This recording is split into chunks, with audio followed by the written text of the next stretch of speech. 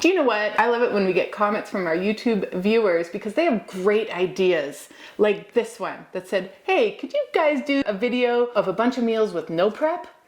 And that's exactly what we're doing. When we saw that comment, we thought it was such a good plan because we always tell you, if you've watched for a while, then you know, we tell you do your prep the day before and then assemble your meals the next day. But what about when you just don't have enough time in your life to do prep? What about if you only have the one day or the one afternoon or the 1 hour to devote to your meal prep? This is exactly perfect for that. And I was surprised how many recipes we had that have no prep. Actually, we have enough to do probably a year's worth of freezer meals with just no prep recipes. Yeah, I think this is probably the first video that's going to be in a series of no prep freezer meals because really we just had so many. So buckle up. We have 15 planned for you today. And you know what we love about freezer meals? We love doubling freezer meals, which works out to being, about a month worth of not cooking. We're gonna dive right in and then we're gonna give you a little bit more information about how you might be able to take this and create your own no cook month, which would be so awesome. And you're gonna love how quickly these come together. The first recipe we're gonna share with you is creamy sun-dried tomato gnocchi. No one's gonna believe that not only was this a freezer meal, but that you could just throw it together with no prep required. So into your large freezer bag, you're going to add your refrigerated gnocchi, minced garlic. We just used ours from a jar, no prep required.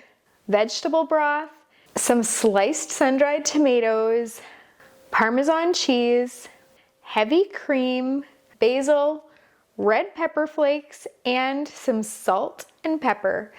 Then in a quart-size bag, you're gonna add some shredded mozzarella cheese. You can buy it already pre-shredded.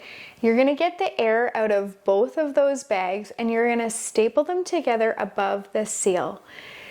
You can freeze it. When you go to make it, dinner is seriously on the table in about 10 minutes because you're just gonna thaw your bags and then you're gonna put the contents of that large freezer bag into a skillet, cook it for like 5 to 10 minutes, and then you're gonna top it with that mozzarella cheese, cover it just so that the cheese melts, and serve it.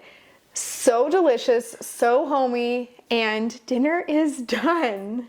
Nothing makes things easier in a recipe than having a slow cooker recipe because, you can just set it and forget it. And that is one of the reasons we love these shredded beef nachos. We're going to start out with our chuck roast. In our bag, we're going to add some taco seasoning, some salsa, and a bit of beef broth. That is it.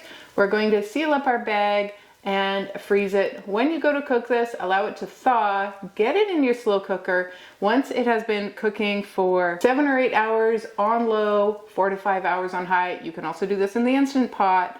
You want to shred your beef up and then you can do so many things with your shredded beef nachos. It's not just nachos. It can go in tacos. It can be in burritos. You can have beef enchiladas, you can make tostadas, you could have it on a taco salad. There are a million things you can do. Plus, then this also freezes after it's been cooked if you want to throw it into a quart-sized bag or into some super cubes that you can then have it later and enjoy it and enjoy it and enjoy it. No prep required. It's 5 minutes, 3 minutes to put together. Totally. And then all these meals and all these options you can make from it. I love that salsa is such an easy hack because it's already got the vegetables chopped up in the chunky salsa for you. Mm-hmm. So it's a way to get some vegetables without any prep at all. Mm-hmm. No knives required for this whole video. Strong arms for opening jars. And salsa is also nice because it has some zip and tang, and there's a million different kinds of salsas as well. So you can adjust the heat level, or you can adjust the flavor just by switching out the kind of salsa that you use for that recipe, which I love. I totally love that. And of course, you're going to make 2 of these. Why wouldn't you? So you could even have this one be, a big chunky tomato salsa and this one be a corn and black bean salsa, or you could get like exciting ones and go like a little weird, like a mango salsa. Totally, or like a jalapeno pineapple or habanero pineapple, I think is what you can get. Whatever, the sky's the limit. You can have fun with these. And the way that you can easily make a month's worth of meals from the recipes that we're sharing with you today is you can join the Freezer Meals 101 Club. We're going to put the link for that in the description down below. And what it does is it allows you to create a meal plan, and you can go ahead and choose recipes that don't have any prep if that's what's going to work best for you. And then with that meal plan, it will print off your shopping list, your prep list, and your printable labels with the cooking instructions. So it takes all the guesswork out of that for you. But we also have this great little toggle that allows you to change the serving size. So if you take just the recipes that we're sharing with you today and you just toggle that serving size up to double each of these recipes, then you end up with 30 meals, which is at least a month's worth of meals for your family. You won't have to think about dinner again. Our favorite part of freezer meals. Like, yes, they taste delicious. Yes, it saves us time. Yes, it saves us a whole whack of money. But our favorite thing is the mental space. Never having to think what's for dinner again. And if you think freezer meals are maybe a little bit overwhelming, we have taken all of the overwhelming out and then taken most of the prep out. So it is just kind of a win-win-win, because then you get all these meals at the end. And I was just thinking of something while you were talking about the club. One of the things I love about the club is that we have this cool little thing called the keyword search when you are looking at your recipes. And it just occurred to me right now, somebody in this video is going to make a comment asking, how do we find the ones that have minimal prep? Well, we have a list of all of the recipes, and we had just been talking about them for so long. I think I might just go in and make a keyword called minimal prep. Or no prep. Or no prep. We're going to call it no prep. We just decided right here. You watched it happen. And then you type in no prep, and these recipes and all the ones that we said that we could share for a series to cover a whole year's worth of meals, they will pop up. So when you are short on time, maybe you are short on rent and you still need to eat, so you need to make this work. You need the minimum amount of effort to get the meals into your freezer. Let's do it. Let's do a no prep keyword. I love it. I love it. I love it. You watched it happen here. That's a great idea. I love that. I'm glad. So by the time this video goes up, it should be in the club, and you can do that. So for that reason alone, you should join the club if you were not already in the club. So for those of you asking, how do we get these? There you go, no prep. Now, individually, most of these recipes, I think just about all of these recipes, they're going to be on freezermeals101.com. You can find them. We are happy to share our recipes. The magic is in the club. Because it takes the guesswork out and you don't have to think about it. But absolutely, you can find our recipes for free at freezermeals101.com. So you can check that out if you're just wanting to like dip a little toe into freezer meals and see if you might like it. We kind of think you will. This next one, super easy. It is sheet pan lemon pepper cod. It's not just easy on the day you assemble it because of the no prep. It's also easy on the day you make it because it's already at the same time. It just goes on one sheet pan, and one sheet pan means only one dish to clean, and we love that. So into your large freezer bag, you're going to add some cod or tilapia or bassa or snapper fillets, some frozen green beans, pitted Kalamata olives, olive oil, lemon pepper, smoked paprika, and salt and pepper. You'll squish that a little bit in the bag to combine it. Get the air out, because when you're freezer cooking, air is what causes your freezer burn. And then you're gonna seal it, get it in your freezer. On the day you go to make this, you're going to add 1 cup of baby tomatoes. You are gonna have to slice those in half, but I believe in you. You can do that. And if you wanna rebel, you don't have to. Right, you could like throw them on there whole. It's totally okay. They're gonna burst. That's it. That's the worst that's gonna happen. You go ahead and do what you want. It'll be great. And then you're gonna just have all of this on a sheet pan. You're gonna bake it in the oven. This dinner is ready in 15 to 20 minutes. That's it. If you want, you can serve it with a side of rice or some couscous or, whatever starch that you want, or you can just have it as is. This has got your protein, it's got your vegetables, it's got all the flavors, and dinner's done. This recipe is sesame steak, and it really, really is easy. There is no prep involved. It really is just putting things in a bag. So we're going to take our steak and we're going to take a fork and we're going to poke holes into our steaks, and then we're going to mix them with some spices. We're going to add lemon pepper, oregano, basil, thyme, marjoram, and garlic powder. Mix that in a little bowl. Sprinkle it over your steaks so that they get nice and seasoned. Throw them into a freezer bag, get as much excess air out as you can, and seal that up. And then we are going to make a sauce. Again, super easy. This is a sesame sauce. You're going to mix it in a bowl. We're going to add some tahini. You're going to add fresh minced ginger. We like to use a squeezy tube because there's no prep involved. We're adding in a little bit of salt, paprika, minced garlic, soy sauce, sour cream, a little bit of water, and we're going to mix that around in the bowl. Add it to a quart-sized freezer bag. You're going to staple it to the bag that has the steaks in it and freeze it up. When you go to cook this, you are just going to allow your steaks to thaw, let them get to room temperature, pat them dry, do all the things that you would do with a steak that when you're regularly going to grill it. Get it onto your barbecue and then serve it with the sesame sauce. It is righteous. Next, we're sharing our Hawaiian Huli chicken. Fancy. It's not hula hula chicken. I don't know where this name comes from, but it sounds fancy. And it sounds tasty, right? It is tasty. And it is.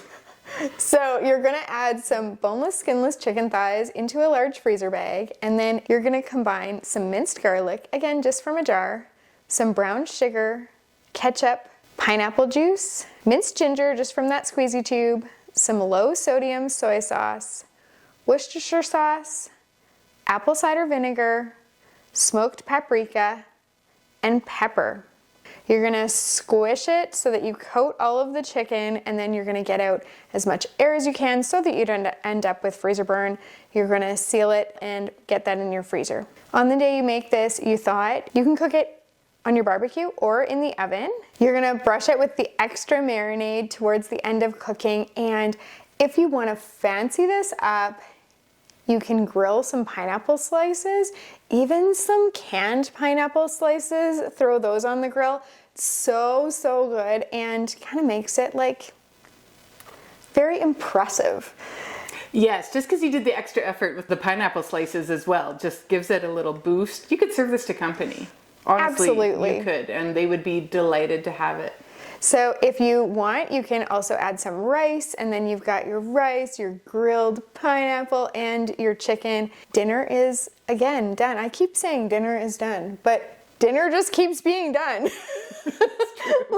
In our life, dinner is pretty much always done. It's always done. And it never really loses its magic for me, I have to say. Agreed. I just remember the days so well of trying to figure out what was for dinner, feeling like a failure because I could not get on top of it, and just repeating that cycle over and over and over. And now it's just like, Mm-hmm. And it really, the biggest decision is, are we going to have the chicken or the beef tonight? Are we going to have the fancy sheet pan? Do I need something quick because we're going to be out the door for soccer, so I just need a skillet meal? Really, those are the hard decisions you're making. You are not thinking about, do I have all the things that I need to make? You're not Googling the 4 ingredients that you're pretty sure you have right. to see what Google spits out for a recipe for you. These are all tried and true. They are all tested. Everything that we make, we freeze, we thaw, we cook, and we eat. And there is not one in here that doesn't taste great. Otherwise, we wouldn't be putting it in. So we're very picky. And we always say it's club worthy. If we've done that process and we deem it to be club worthy, then it makes it into the Freezer Meals 101 Club. There are many, and if you've watched our videos for a while, then you've seen that we test many recipes, and a lot of them do not make it to the club. So because we are picky, which is actually good for you. Right, yeah. Our families are the guinea pigs here, and sometimes they mind, but mostly they don't.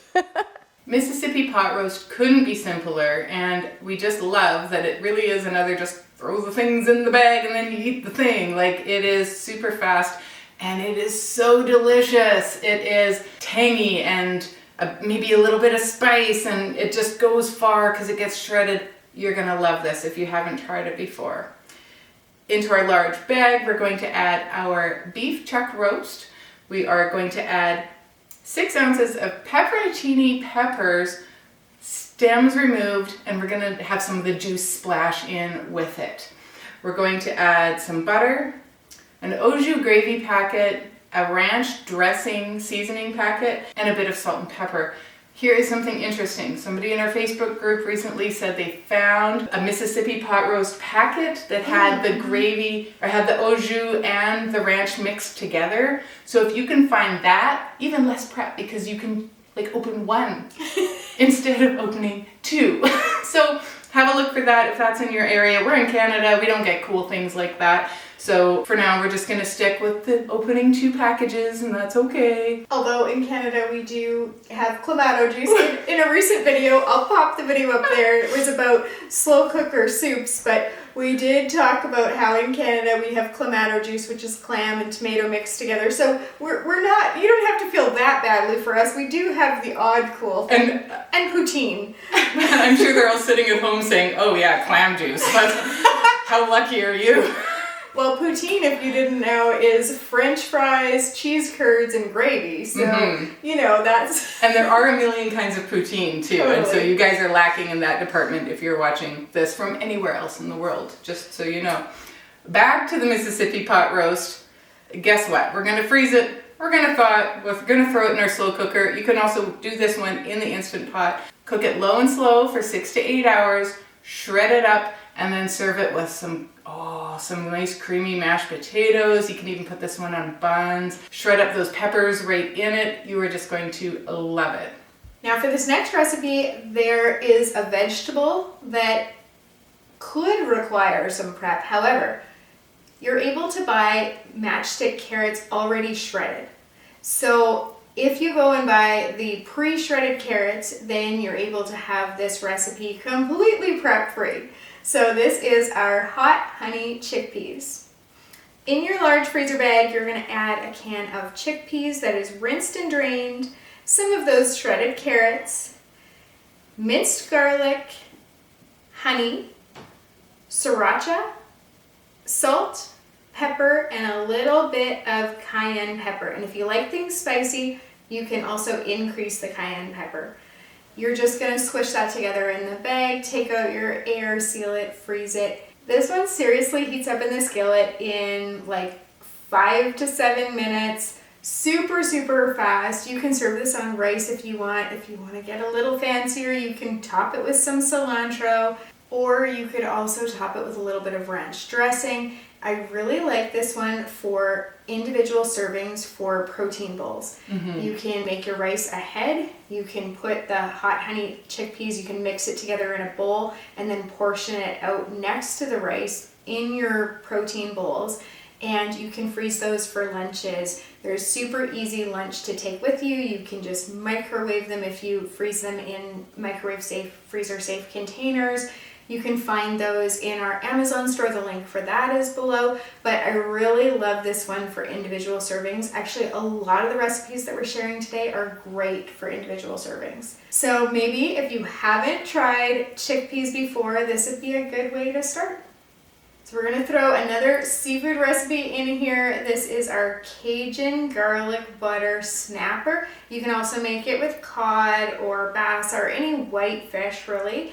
And it's just tasty. Like, it's got the zing and it's got the little, it's not really spicy, but it's got a little bit of kick because of the Cajun. If you want to venture into seafood and you haven't really yet, this is a good recipe. It's like a gateway seafood recipe, right? It is a little.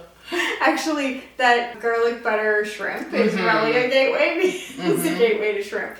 So this one might be your gateway to whitefish.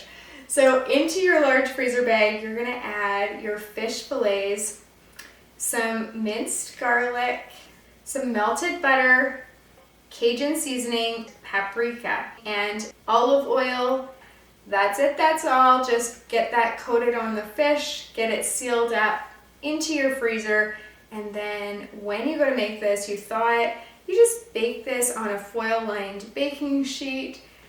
It cooks up in like 12 to 15 minutes, so dinner is ready so quickly. You can also cook this one in the air fryer if you prefer. You can serve it with some side dishes, and you have a really good company-worthy dish that you can serve. Or this can be like a, oh my goodness, we've got piano lessons or soccer or whatever, and we have to rush out the door meal because, again, dinner's on the table in 15 minutes. Last year, we went on a quest to find all the pork chop recipes that we could find and develop them into something that makes great freezer meals. And we have a bunch that are coming your way. This one is the barbecue pork chop. Super simple and just really delightful. Into our bag, we are going to add our pork chops. We like them boneless, maybe about an inch thick.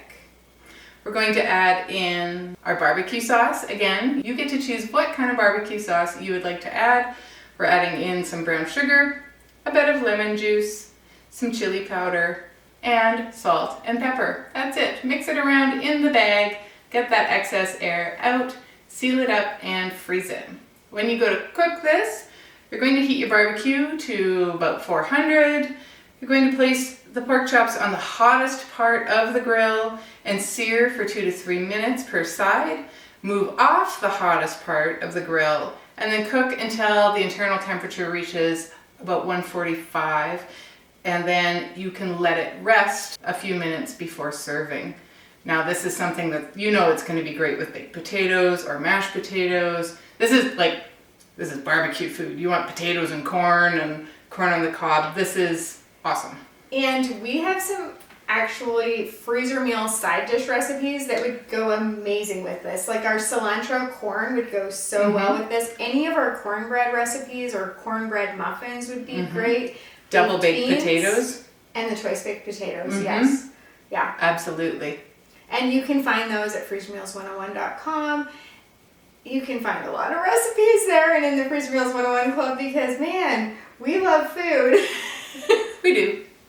7-can soup is just like it sounds. So for this, you're going to need a can opener. We highly recommend an electric can opener, but we recommend that if you're going to be doing many, many, many meals at once. If you're just doing a few meals at a time, and this one you will be opening a lot of cans, but you can use a manual can opener. It's not a big deal. You don't need a lot of equipment actually to do freezer cooking. You know darn well your grandmother did this in a margarine container. Right. It doesn't need to be fancy. It just needs to be in your freezer and in your belly, right? So for this, into your freezer bag, you're going to add some black beans that are rinsed and drained, some kidney beans that are rinsed and drained, some drained kernel corn, or you could use frozen, although then it's not 7-can soup, diced tomatoes, green chilies, enchilada sauce, taco seasoning, and some chicken broth or vegetable broth. If you want, you could also throw in some canned chicken breast in there. You just mix this all together in your bag to combine it. You get it in your freezer. This is one that can go in your slow cooker. It can cook on your stovetop. It could cook in your Instant Pot. And it's one that if you wanted, you could sprinkle some shredded cheese on top or some tortilla chips and shredded cheese to make it more of a complete meal. But this is a great cool day one where you just want to be cozy and so easy to put together. Do you know what else I love about this recipe? Because it's a pantry recipe, you can probably make this from what is already happening in your pantry, and it doesn't have to be super, super stocked, but really, you catch a good sale on a few of these things, it becomes very frugal, and you can make a lot of it, and it goes a long way. Soups go a long way when you are trying to get to the end of the month before you get to the end of your money, and this is a great example of that. We love pantry soups. We love pantry anything. We do, and you're so right about soup stretching to go far. And one thing that we haven't talked about in a long time is that when our kids were younger, so we have a big family, and feeding that many mouths was expensive, and you're trying to stretch that dollar. And when our kids were really young, I stayed home with them, and one of the ways that I felt like I could help my husband with the budget, because it's a lot of pressure to make enough money to support all the people. All the mouths. So I felt like one way that I could help him was to be very frugal with the groceries and to shop the sales and the case lots and the coupon, like all the things, but also to just stretch anything we had. And I think that's where my whole like not wanting to waste anything comes from, and probably from my childhood too. But that is one of the things that I did, was make soups out of leftovers. So I did that for years and years and years, and I don't do it as often anymore, although sometimes our kids request it because they remember those really delicious soups. The thing that's great about that is you'll never, well, great and bad, I guess, but you'll never have the same soup twice, because it really was like whatever I had. So there's some chicken recipes that we have that are chicken in a marinade, and I would actually take, even if there was like half a chicken breast left, like that was it, I would take whatever was left and cut it into teeny tiny, like less than bite-sized pieces, like just teeny tiny little pieces, so that everybody could get at least a little bit of the chicken. And I'd actually even scoop all of the sauce, like all the marinade off that chicken, and use that, which is where like some very interesting soup flavors came from. But you've tried my leftover Chicken curry soup is good. And I'm just thinking, I'm like, barbecue chicken soup. Is that weird? But I bet you it's good. I bet it's really good. And even like we have this lemon pesto chicken that, you know, great and soup that starter. was a great soup. That was a really good sort of minestrone type soup. Right. Like, so you kind of get good at figuring out like what you might want to add some East Indian flavors into, or what you might want to add some Mexican flavors into. Like, you know, you just kind of, depending on what your starter was. And then if we had leftover rice, I'd add the rice. If we had carrots in the fridge, I'd peel and dice some carrots. I'd add some onions. Almost always I'd add onions. Garlic, of course, for most things. Just kind of like everything but the kitchen sink, whatever we had left over. If we had had some frozen vegetables and we had some of that left over, if we had frozen peas in the freezer, like whatever. And I would bulk up these soups to be like huge, where it would stretch for a couple days actually, to feed, again, a big family. So that was my little way of like stretching a dollar even further. But yes, a soup like the 7-can soup is something that can help get you to the end of the month. Something that's very exciting that you can make with no prep at all is Bang Bang salmon. And it is fancy. Like, we saved maybe the best for last in terms of fancy food, except for maybe the garlic butter shrimp. But this is fancy. And so it is so easy to put together. So you're going to take your big salmon fillet. You're going to cut it into serving size pieces. You're going to add it into your large freezer bag. You take a small bowl and you're going to mix together some olive oil, minced garlic, paprika, and a bit of salt and pepper. Mix that together, pour it over the salmon, squish it very gently because salmon is a tender meat, it's a tender fish, right? You don't want to squish your salmon. Make sure that it's nicely coated. In another bowl, you are going to mix a sauce. You're going to add together some plain Greek yogurt, some Thai sweet chili sauce, sriracha sauce, some rice vinegar, and some honey. Now, depending on how much sriracha you put in, you can make it spicier or reduce it a little bit. Mix that together, and then you're going to add that into a medium-sized freezer bag. Get the excess air out of both bags, seal them up, staple them together, and freeze them. When you go to cook this, allow it to thaw, get it out on a parchment paper lined baking sheet, and then brush your fish with some of the Bang Bang sauce. And then you want to bake it at about 350 for 20-25 minutes until it just flakes nicely when you take a fork to it. There's no real set time because it depends on how thick your fish is. At the end of baking, you're going to brush more of the sauce on. You're going to top it with some sesame seeds and some chopped green onion, and then serve it with a side of rice. And this is an impressive dish. Maybe some steamed broccoli. Like, it's just lovely and exciting in your mouth. I've totally served this one to company before. I've even actually served it at Easter or at Thanksgiving or, you know, those holiday gatherings, because it's such a nice thing to have an extra meat that you can offer. And it is fancy, and it's just, and I'm excited because one of these days I'm going to be getting some salmon. It's weird to get salmon in the mail.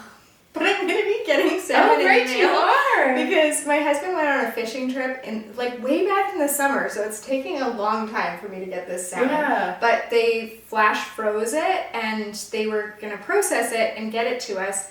And it's just been a really long time now. That's right. I forgot completely about it. But we kind of held off on making a lot of salmon recipes because I want to invent some new salmon recipes, but kind of waiting until we get this like really, well, it won't be fresh because it was flash frozen, but I mean this, like, my husband's not a fisherman. He's never really fished in his life, but his cousin has a fishing boat on the ocean, and so my husband flew there and went on this, I think it was like 4-day or whatever fishing trip, and they lived in this, like, there was no cell service, and they lived on this like floating cabiny barge thing, I don't know, whatever, and they had a great time. But my husband the fisherman, so it'll be exciting to share those salmon recipes with you when we finally get this salmon. It's been a minute. Well, and having wild caught salmon is exciting because a lot of the salmon that we have in stores is farmed,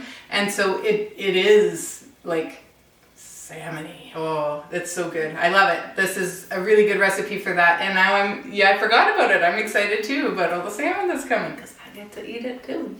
I will share. Do you know what though? Unless we ask them to take it off, it's going to have the skin on it.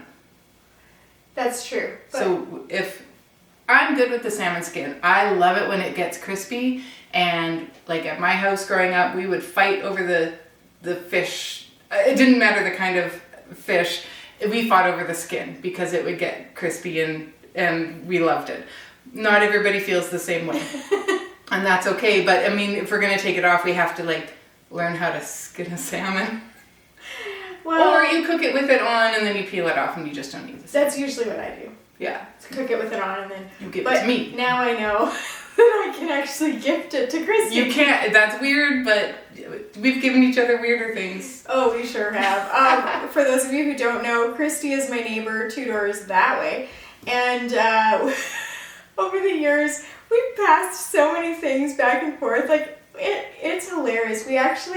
We like co-own a 3-thing crock pot so that we can have dips at parties. You own it? I got it through my save-on points. Oh, I thought it was like I got something that you were going to share, like a punch thing or something. I have one of those too. And like, I don't know. But I'm sure there's other things. And then do you know what? I hadn't used it in so long, I finally got rid of it. And I should have asked you. Oh, it's okay.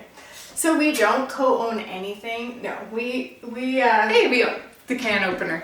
We co-own the can opener. I don't see it right now. Canny 3. Canny 4. We've been through 4 can openers.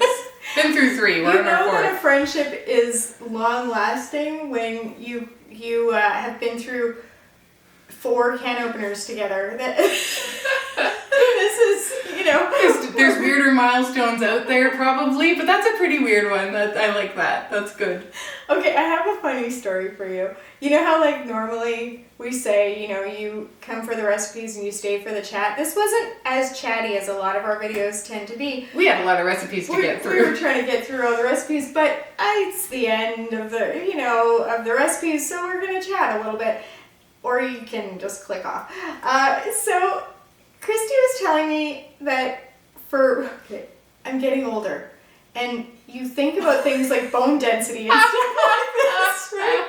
And so Christy was telling me about this reel that she watched on TikTok or Instagram or whatever, where she learned that eating a certain amount of prunes every day, 6 I think. 6 prunes will actually increase your bone density over the course of a year. Now, it doesn't talk about the exercise that the person is doing or anything else in their diet or any other things. And it was a pretty big study, but I don't know how, it's just one of those things like, that sounds like a good idea. So you start to do the thing, right?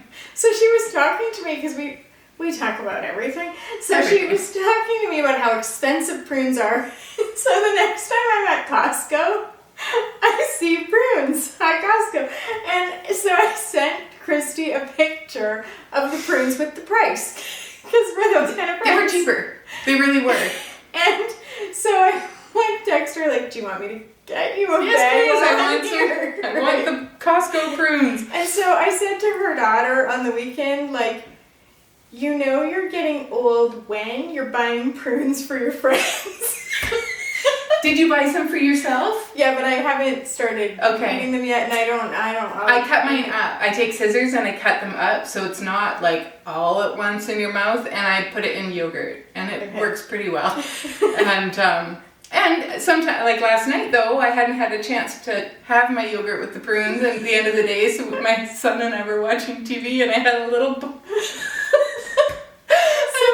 She used to eat popcorn, and now she's eating prunes in the movies. I had a little bowl of my 6 prunes, and I sprinkled in some Brookside chocolates, also from Costco, and I would alternate so that it wasn't so pruny, but I got them in. It was like a reward. Like I don't know. It was just acceptance, I think, of I have to eat the prunes, so I'm going to eat the prunes. We're going to have some chocolate with it. That also have like the little acai berries, so there's some antioxidants in there, whatever that means.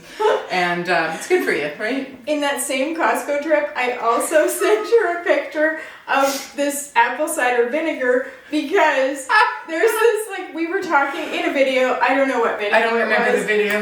But about how when you get down to the bottom of your apple cider vinegar, there's like these bits in it, but it doesn't mean it's gone bad. It's something called the mother. This is something Christy's telling me. I don't know anything about this. And it's white vinegar, it doesn't matter. And in white vinegar, it's kind of, if you hold it up to the light and you look at it, it looks like a ghost floating around in there. It's very bizarre to look at.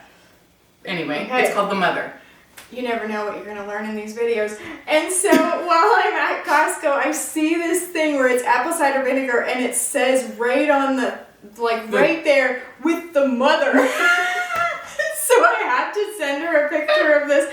And then I'm just laughing later about like, we have the strangest friendship. Like I've got the weirdest texts that go back and forth. It's just awesome. So you giving me fish skin is not going to be all that weird in the context of things we've given each other. Oh, it's all my good. word. It's awesome. Do you know what my wish is for you? I wish you a stacked freezer full of meals that you didn't have to really prep for, and I wish you a great relationship with a best friend like we have, because it's pretty great. Yes, it is. So I wish you the same. Happy cooking. Bye.